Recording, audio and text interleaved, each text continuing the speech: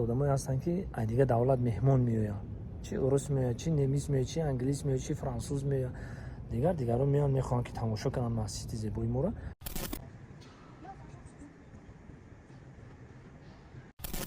سلام علیکم، روز سید جمعه مبارک باشد به همه مسلمانان روی دنیا. البته مسجد زیبا را ببینید.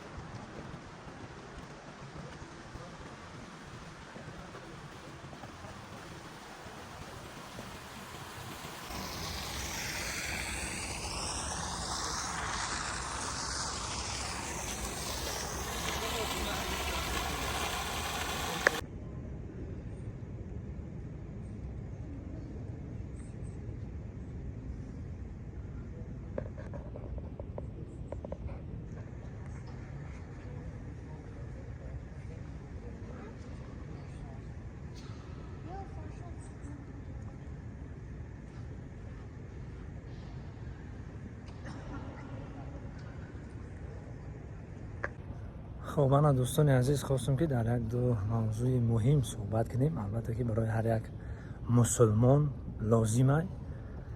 مقصد ما در تمام دولت‌های مسلمانی بودیم، ای همه مقصد مدینه منوره، ای مکه مکرمه، ای مقصد دولت‌های اسلامی ترکیه و مقصد در شهر استانبول بودیم، در دیگر شهرش بودیم، با مسئله چی در دبی بودیم، در همه شهرش بودیم.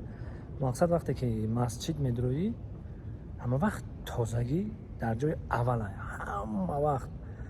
در دیگه دولت ها هم خیلی همین در ترکیه در دبی همین خیلی هست. با این کسانی که رفتگن چون میدونن عموما به نسکی مقصد نمیمونن. من در همین ترکیه بودم، به نسکی اگر بدروی چشمشون علا میشن، کیم چه خیلی میشن. مقصد که مقصد تا یک پوچه یکم درد داره، یکم مقصد که ای بامشاو بگیم یکم یاره داره، یکم گری باگ داره، یکم چی داره، بینسکی باید ندروی عموما همین خیلی دوجو مقصد بینسکی ندروی.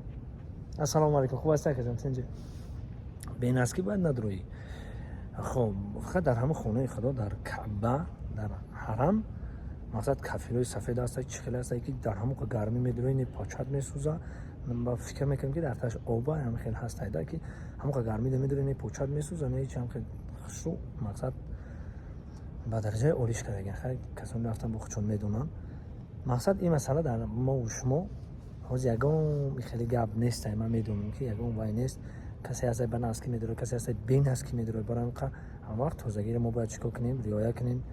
مقصد که این دانشجو نمیان استودنتو، مقصد که باید هم وقت ما تازگی را رعایت کنیم. و بعد گپی دویمم در چی بود؟ گپی دویمم در همه برادرای عزیز که گپی دویمی ما ایجادا در این مسجد زیبای ما، در این مسجد کلان خانه خدا، برای مقصد آدمایی هستن که دیگه دولت مهمون میاد، چی روس میاد، چی نمیس میاد، چی انگلیس میاد، چی فرانسوز میاد، دیگرون میان میخوان که تماشا کنن مسجد زیبای ما را. ایجادا جا داره، عدل نه جا داره. مقصد که هستن روسایی که بروگ ندارن و همه وقت شورتیک میگردن، همین خیلی است. برای و عدل نه راه کردگان، عدل نه جا کردگان که هم جا انجا تماشا میکنن، میبینن. من به شما گوش مدن نشون میتونم. مقصد هم طرح کردگان دویای اونجا جای سطر کردگان میشه که لباس میتونشونه، لباس میپوشن میروان تماشا میکنن. همش به درجه اولش قانون و قاعدهش خطی هم مرا مقصد جا به جا کردگان، همه را در نظر گرفتگان. مقصد هستن آدمایی که نامسلمان بگین بول میشه، که مقصد هستن نامسلمانان میاین میخوان که تماشا کنن. جو کردگی همه بدلی پر مرامت میمونتون بیارین تماشا کنن. همش به درجه اولی قاعده که با طلبات دنیوی با طلبات زمانه جابو کردگی مهیا کردگی موندگی مرامت این رفیقای خارجیتون بیارین. مقصد جو داره، عدل نب جای تماشا داره، جای سطر کردن داره، مقصد لباس میتونشون همش قاعده. انا باقی سربلند خانواده باشین. خداوند نگهبانتون. بازم روز سعید جمعه به همه مبارک باشه دوستان عزیز. زنده باشین.